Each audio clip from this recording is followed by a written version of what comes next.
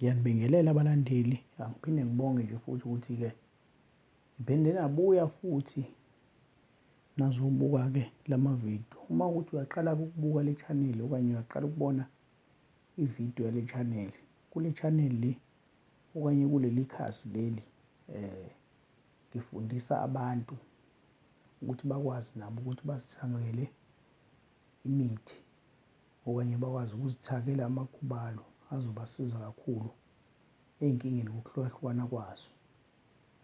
Lana-ke kuleli khasi sinogobela, sinamathwasa, sinogedla, konke izangoma zikhona kakhulu kule ngosi le okanye kuleli khasi. Ngiyabalekelela kakhulu ekuthenini kokunye abangakwazi ngibafundise kona. Uma ngabe kuwukuthi umuntu ongena umelaphi, unenkinga yokuthi uzotholaphi ezinye zey'nduku, uyakwazi futhi ukuthi ungithinte ngikulekelele ngokuthi uzothola kanjani, okanye ufuna ugaye umuthi ohlanganisiwe, uyakwazi futhi ukuthi ngikulekelele kulokho. Kodwa-ke okwanamhlanje asikho-ke lapho. Khona induku engiphathele yona okanye umuthi engiphathele wona namhlanje enizowuthanda kakhulu. La ikakhulukazi uma ngabe unenkinga la ukuthi owesifazane unomuntu okuthathela indoda yakho, manje isifiso sakho wena manje sekuwukuthi ubahlukanise laba bantu bobabili. Yinhle-ke futhi le nduku okanye le nduku kufanele uyenze uma ngabe kuwukuthi umuntu wakho lo oshade naye ufuna ukuthi umhlukanise-ke nale ntombi siniphazamise emshadweni wenu. Ungabe ukuthi-ke wena uyintombi kodwa lo muntu wesilisa lo othandana naye ushadile usufuna ukumhlukanisa nonkosikazi wakhe. Cha, awuzosebenza kanjalo. Umuthi kudinga ukuthi uwusebenzise ngendlela ekuyiyona. Uma usebenzisa ngendlela ekungeyona angeke uze ukusebenzele. Njengoba ngichaza-ke ukuthi yiba ukuthi umuntu oshadile noma umuntu esenesikhathi naye enabantwana esenidonse isikhathi eside naye, useyakuhlupha umuntu wesifazane, usufuna ukuthi ubahlukanise nalowo muntu wesifazane. Phandle kokuthi ngilande kakhulu, awenze kanjena-ke, uthola iphepha nepeni manje bese uyabhala lento engizoyisho. Awuhambe uyofuna uzivunele, khona umuthi obizwa ngokuthi uzivunele, iwona engiwufunayo loyo. Bese uyongifunela umuthi ekuthiwa umphenduli loyo. Bese ufuna umuthi ekuthiwa undiyaza, abanye bathi sindiyandiya. Bese uyahamba uyongifunela umuthi obizwa ngokuthi unukani. Unukani udume kakhulu, akekho umuntu ongawazi. Bese uyongifunela umuthi ekuthiwa umlahlankosi. Nalo muthi futhi udume kakhulu ekuthiwa umlahlankosi ngoba uyasebenza kakhulu ihlahla lakhona uma ngabe kulanda umuntu ongasekho noma osedlulile emhlabeni umphefumulo wakhe. Okay. Bese ungitholela umuthi obizwa ngokuthi umsuzwane. Bese ungitholela umuthi obizwa ngokuthi umqoqongo.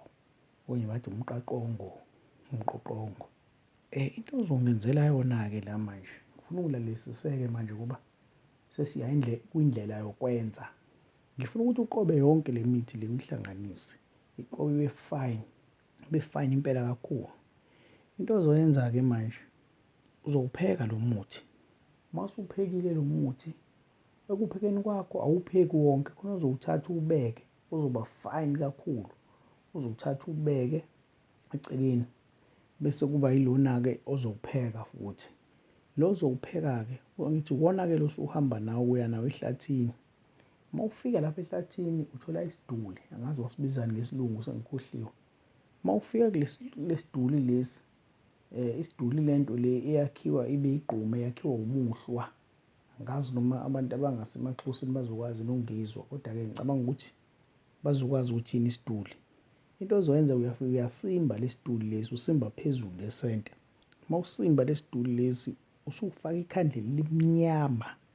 Leli khandlela elimnyama before ulifake lapha, ngifuna ulithandele ngentambo ebovu, noma ungathola iwuli ebovu, uyithandele ngayo emzimbeni ikhandlela.